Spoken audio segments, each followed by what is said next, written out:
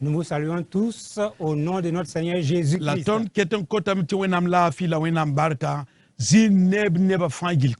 Et nous demandons toujours que la grâce de Dieu soit avec tous ses enfants. Nous disons merci au Seigneur pour tout ce qu'il a fait au milieu de nous. Dieu a exaucé nos prières. Dieu est en train de chasser le mal afin qu'il s'éloigne de nous. Par la foi, nous pouvons dire que cette maladie est partie. Et nous qui sommes des êtres humains, nous avons que toujours quand même il y a des effets. C'est pour cela que nous devons rendre grâce à Dieu pour son salut. Alors peuple de Dieu, réjouissez-vous. Rendez grâce à Dieu. Et réjouissez-vous parce que vous êtes en vie. Rendez grâce à Dieu parce que vous serez toujours en vie. Nous allons accomplir la volonté de Dieu comme il le veut. Et tout cela au nom de Jésus-Christ. Alléluia. Alléluia. Alléluia. Alléluia. Rendez gloire à Dieu. Et élevons son nom. Je vais vous demander tous, vous tous qui êtes des chrétiens, vous qui êtes ceux qui sont obéissants,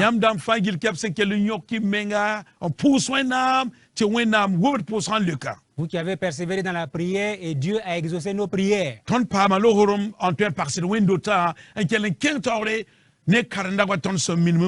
Nous avons eu la liberté de réouvrir nos églises afin que nous puissions continuer avec les cultes. Le dimanche qui vient, c'est une grande joie. Un jour de grande joie. Et je veux que nous soyons sages. Soyons sages. La maladie n'est pas encore partie totalement. Alors, continuez à être vigilants.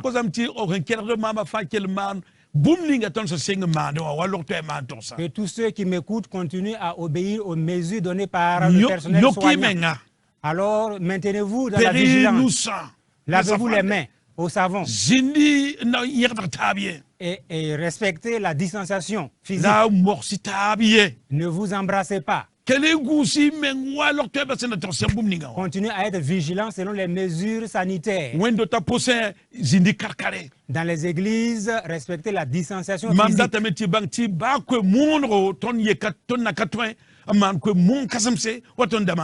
Je vous rappelle que nous ne pouvons pas toujours faire de grandes évangélisations comme auparavant. Semaine de prière Alors, suspendez jusqu'à nouvel ordre les séminaires.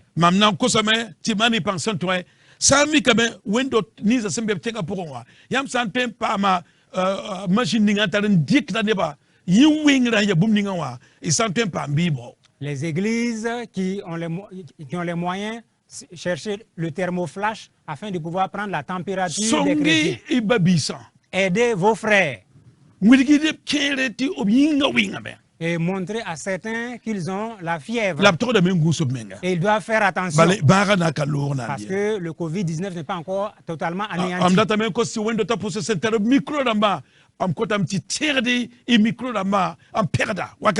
Je veux que ceux qui ont des microphones dans les églises, que vous puissiez donc les désinfecter à chaque fois. Et n'utilisez pas le même gobelet pour boire de l'eau.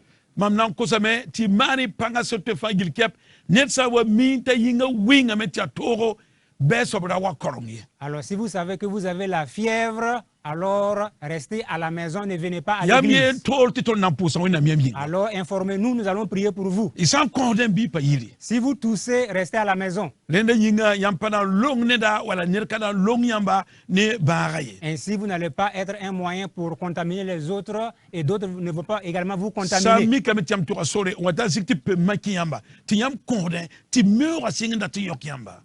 Si vous avez voyagé et de retour, vous toussez et que vous sentez qu'il y a un rhume, vous savez que c'est le vent donc qui agit. Les autres ne le savent pas. Alors n'allez pas à l'église. Cherchez un endroit, restez dehors.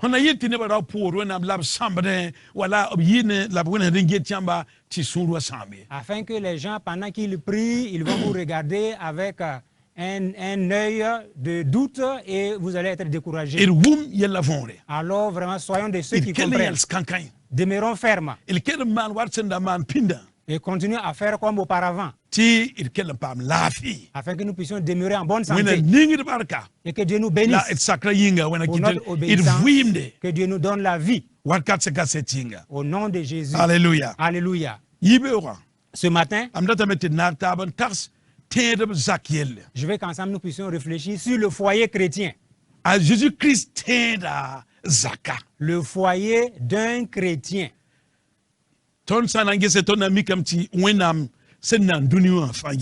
Et nous, si nous voulons considérer, nous allons voir que quand Dieu a créé le monde,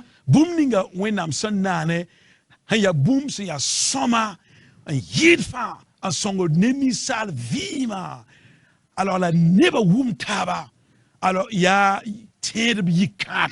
et ce que Dieu a créé qui est le plus important pour l'harmonie des hommes et des femmes, c'est le foyer chrétien. De runda amdatamete nartaba ongomne taba terem yikadam ya bumninga ti yiktablatam la geston so teman toto ti yikadma yisoma ti zamana na yisoma asa ti ton zarsa ya soma. Afin que nous puissions considérer ce matin ce qu'est le foyer chrétien, et quand nous allons bien comprendre cela, nous allons voir que un bon foyer chrétien est nécessaire à l'harmonie dans une nation.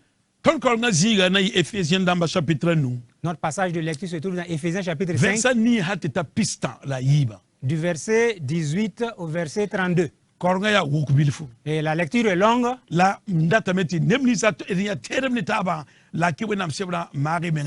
Et ceux qui ont la Bible, ceux qui sont des chrétiens, ouvrez la Bible et suivez attentivement.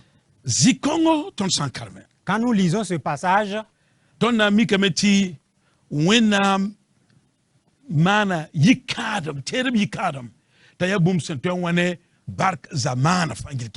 avons vu que quand Dieu a instauré le foyer chrétien, c'est pour qu'il soit source de bénédiction pour tout le monde.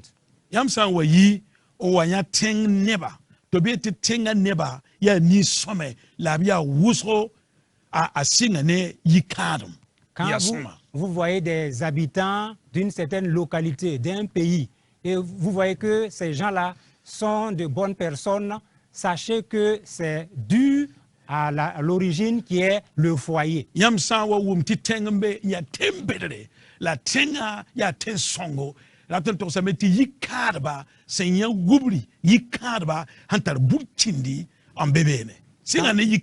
Si vous entendez qu'il y a une grande ville et que dans cette ville, les personnes qui y habitent sont de bonnes personnes, des personnes de bonne moralité, c'est que ces personnes ont été élevées dans un foyer sain, solide et stable.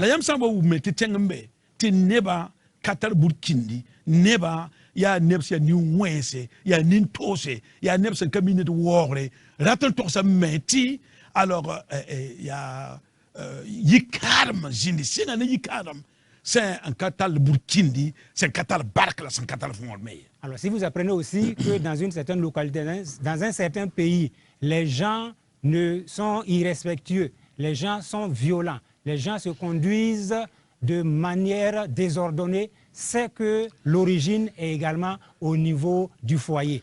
Yarenso ti runda ton duniwa ton zamana sama zanga onkil zanga boyinga yikarma sama zanga. Et c'est pour cela le monde dans lequel nous sommes aujourd'hui, quand nous voyons, nous considérons la société, vraiment tout va mal parce que le foyer a été déstabilisé.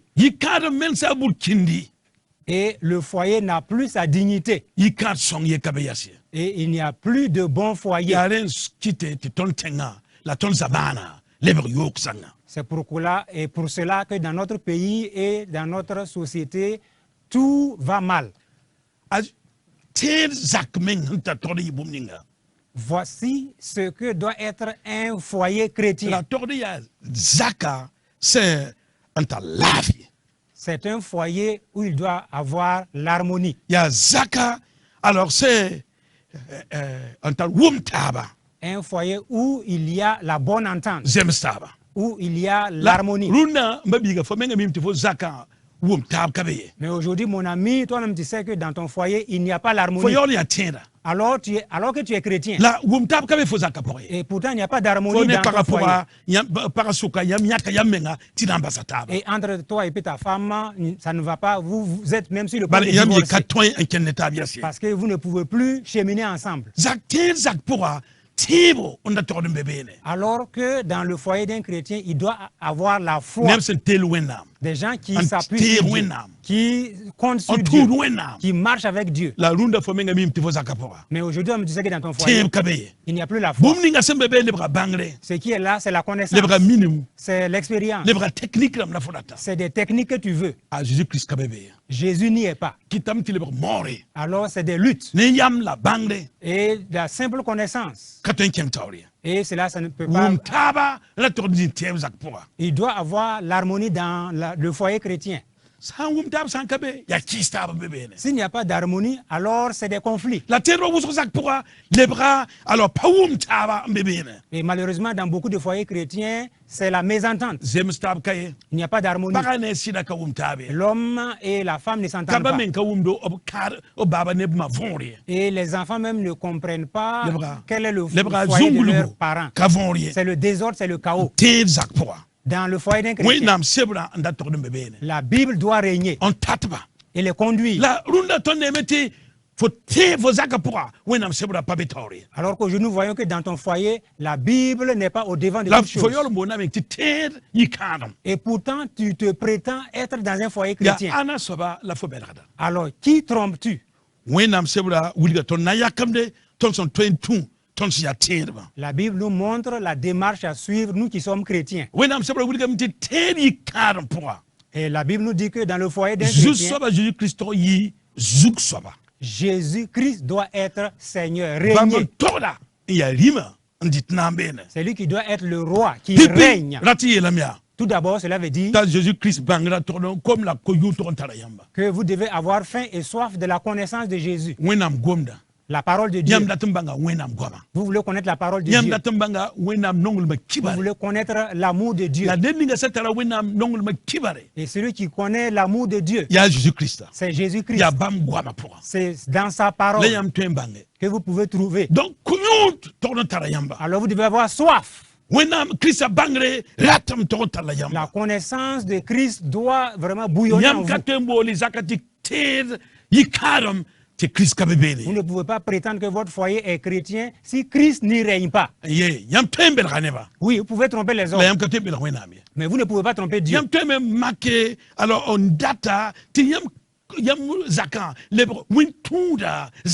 Et vous pouvez prétendre que vous êtes un foyer chrétien alors que c'est un foyer religieux. Votre foyer est plutôt le foyer de quelqu'un qui est religieux. C'est pour cela que beaucoup de gens font les mariages à l'église pour tromper leurs parents, pour tromper les gens, afin que les gens viennent.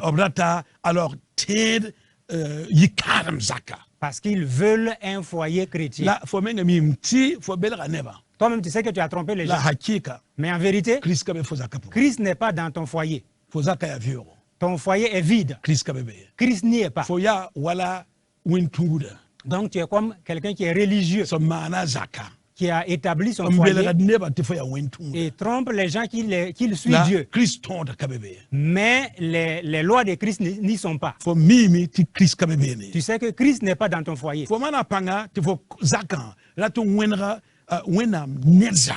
Et tu as tout fait pour que ton foyer ressemble au foyer de quelqu'un qui suit Dieu. Et peu à peu, tu as établi les lois de Christ dans ton foyer. Mais dans ton cœur, tu sais pertinemment que Christ n'est pas dans ton foyer. En ce moment, qui trompes-tu? Est-ce Dieu que tu trompes ou bien un homme? Christ, Dieu Christ veut que ton foyer soit le foyer où règne Christ. Et Dieu nous montre comment est-ce que le foyer chrétien doit être. Nous devons agir selon cela. Nous devons obéir à cela. Ce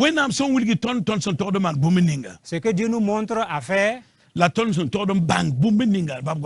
ce que nous devons connaître dans sa parole,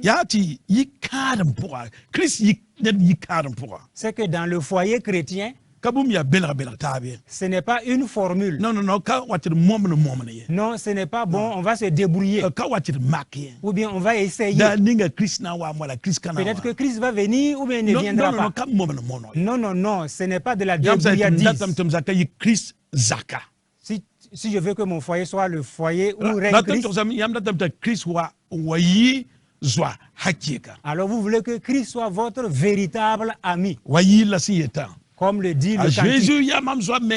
Jésus est notre ami fidèle et tendre. Il connaît toutes mes peines. Il connaît mes faiblesses. Et il va m'aider. Mon frère, ton foyer. Christ doit être ton ami fidèle. Christ doit être celui qui mène et conduit ton foyer. Et il connaîtra toutes tes peines. Et il restera avec toi. Ce que nous devons savoir avec Christ dans le foyer chrétien, c'est que dans le foyer chrétien, comme le dit Éphésiens 5, 22, nous devons permettre à l'Esprit de Dieu de demeurer en nous. Le foyer ne m'appartient pas. Ce n'est pas moi qui suis roi dans le foyer. C'est l'Esprit de Dieu. J'écoute l'Esprit de Dieu. Je veux que l'Esprit de Dieu me conduise. Je veux que l'Esprit de Dieu me contrôle tout. Mon foyer appartient à l'Esprit de Dieu. Je vais te dire, mon frère, Christ doit régner dans ton foyer. Tu ne le vois pas. Tu ne peux pas le toucher. Tu lui parles par la foi. Et je veux que tu saches une chose. Christ peut être dans ton foyer. En vérité. Diriger ton foyer, protéger ton foyer et restaurer ton foyer. Si tu as un tel foyer, alors ton foyer sera utile à la société. Et ton foyer sera utile et béni dans ce monde. Parce que Christ, c'est la parole de Dieu. Et la parole de Dieu donne la vie. Le foyer chrétien, l'amour doit régner dans ce foyer. Le vrai amour doit régner dans ce foyer. Et les gens le voient. Et les gens en parlent. Repars dans la parole de Dieu. Écoute ce que dit Éphésiens 5. Ce n'est pas plus que cela. Il n'y a pas d'autre parole. Écoute et obéis. Et tu auras la vie. Les paroles que Dieu nous a montrées, c'est quelque chose de facile. Il a donné des lois pour le mari et aussi des lois pour la femme. Si vous obéissez à cela, vous serez une bénédiction pour la société. Et vous-même, vous serez bénis. Parce que quand il y a beaucoup de gens dans un pays, et leur vie est agréable. Et on dit que c'est un pays vraiment où des gens sont dignes. L'origine, c'est un foyer béni. Dieu veut que ton foyer soit une bénédiction pour la société. C'est pour cela que la Bible dit, femme, mari, aime ta femme. Aime ta femme de tout ton cœur. Et un vrai amour. Ne la trompe pas. Ne la flatte pas. Dis-lui la vérité. C'est ça le fruit de l'amour. Ne dis pas que tu l'aimes et pourtant tu la flattes. Et alors que tu mens, en ce moment tu te trompes. Et en ce moment tu te crées toi-même ton malheur. Et tu fais du mal à tes enfants. Parce que les enfants regardent. La femme regarde. Les gens regardent.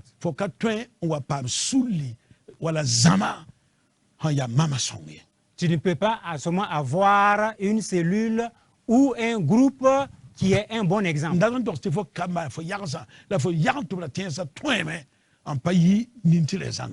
Cela veut dire que tes enfants, tes petits-enfants, tes arrière-petits-enfants peuvent ne pas être des hommes et des femmes. On a dit à la femme, et sois soumise à ton mari. Ma soeur, sois soumise à ton mari. Sois soumise à ton mari. Si tu agis ainsi, le nom de Dieu sera béni dans ta vie. Et toute ta vie sera une bénédiction pour la société. Cela veut dire, l'amour dont Christ parle, ce n'est pas des paroles, c'est un amour qui vient du cœur. L'amour véritable. Que celui qui a des oreilles écoute ce que le Saint-Esprit dit. L'amour dont Dieu parle, c'est un amour dans lequel tu te donnes en sacrifice. Chacun se donne en sacrifice pour l'autre. Est-ce que vous comprenez le message? Alors, livre ta vie pour ta femme. Alors, livre ta vie pour ton mari. Et soyez fidèles l'un à l'autre. C'est un amour qui manifeste à l'autre ce qu'est le véritable amour. Tu ne te vantes pas. L'amour ne fait pas du mal. C'est un amour véritable qui existe entre vous, qui va vous conduire chez Dieu. Et avant cela, vous serez bénis dans cette société.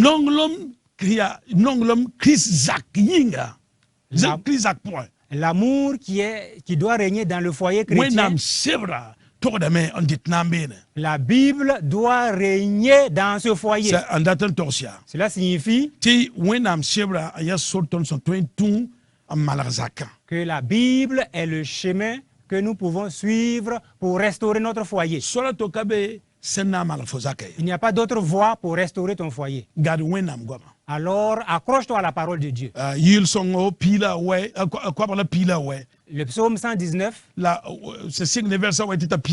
du verset 9 au verset 11, je serre ta parole dans mon cœur afin de ne pas pécher contre toi. Mon frère, ma soeur, Dieu veut que tu sois une famille qui sera bénie. Garde la parole de Dieu dans ton cœur. Garde la parole de Dieu dans ton foyer. Vous ne pouvez pas faire de votre foyer un foyer qui craint Dieu si la Bible ne règne pas. Il faut que la Bible règne dans notre foyer.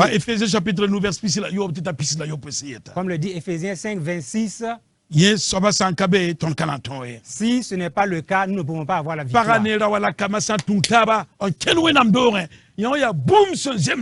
Si le mari et la femme et les enfants vont à l'église, cela est correct.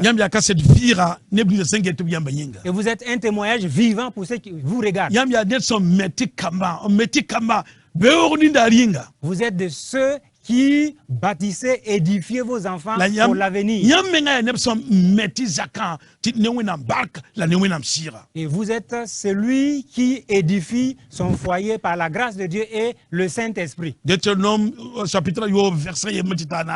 Deutéronome 6, 1 à 4. Dieu s'adressait à Moïse. Écoute, je veux que tu sois une famille bénie. Je veux que tu apprennes, tu enseignes cela à tes enfants. Je veux que tes petits-enfants soient des hommes intègres. Tes fils. Et les fils de tes fils. Appelle-les et enseigne-leur la parole de Dieu. Parce que je veux une famille qui va être une bénédiction pour la société. Je ne veux pas qu'une famille soit source de désordre pour le monde. Je t'ai choisi pour que tu sois une famille qui sera une bénédiction pour cette génération. Tous ceux qui sont des chrétiens qui nous écoutent, Dieu vous a choisi. Dieu nous a sauvés. Afin que nous soyons des familles qui vont apporter la paix dans la famille. Nous sommes dans un monde corrompu. Il n'y a plus de justice. C'est la colère. C'est la peur. C'est la crainte. Parce que le foyer est dans un désordre total. Et les fils et les garçons et les filles se marient de façon nominale. Ils ne veulent pas souffrir ensemble. Ils ne veulent pas se pardonner. Une fois qu'ils sont mariés, quand ça chauffe, ils disent, si ça n'est ici, alors divorçons. Et ça va finir. Je te dis, si tu répudies ta femme, si tu abandonnes ton mari, parce que tu ne peux pas lui pardonner, parce que tu ne peux pas supporter la souffrance, alors tu ne pourras pas aller loin. Et alors tu ne pourras pas élever tes enfants dans la dignité. Alors si vous divorcez, qui va s'occuper d'éduquer les enfants? Ce qui peut sauver cette génération, c'est quand les chrétiens vont se lever et s'unir dans leur foyer, éduquer des enfants bénis. Et vous-même, ensemble, priez ensemble. Dites à Dieu, je ne suis pas venu dans ce monde pour avoir une famille qui va détruire la génération. Tu m'as sauvé pour que je sois une famille qui sera une bénédiction. Soit une bénédiction pour la société, soit une bénédiction pour l'Église. Ne sois pas quelqu'un qui va mourir et laisser des semences de chaos dans le monde. Et fais tout pour que quand tu vas quitter ce monde, c'est comme quelqu'un qui a planté un arbre. Parce que le foyer, c'est comme un arbre qui est au bord du ruisseau. Et tes enfants vont étendre leurs racines jusqu'au fleuve. Ils vont boire de l'eau du fleuve. Et ils vont grandir, être de grands arbres qui vont porter du fruit. Des fruits qui sont une bénédiction pour la société. Des fruits qui seront une bénédiction pour tout le monde. Des enfants intègres. C'est ainsi que la génération va changer. Si tu n'agis pas ainsi, tu auras une famille. Tu auras une famille, mais elle ne sera pas une bénédiction. Alors, fais que Christ soit le roi dans ton foyer. Que l'amour règne dans ton foyer. Dis la vérité à ton épouse. Dis la vérité à ton mari. Ne vous trompez pas. Dites-vous la vérité. Et une femme n'est pas supérieure à l'autre. Une femme n'est pas supérieure à l'autre. Alors, prends soin de ta femme. Écoute ton mari. Et fais à toi sois quelqu'un qui pardonne. Et attends-toi à Dieu. C'est lui qui restaure. Il va restaurer ton foyer. Il va s'occuper de tes enfants. Et vous allez alors laisser une famille bénie. Que Dieu vous bénisse. Parce que vous n'allez pas détruire son monde. Que Dieu vous bénisse. Au nom de Jésus-Christ. Amen.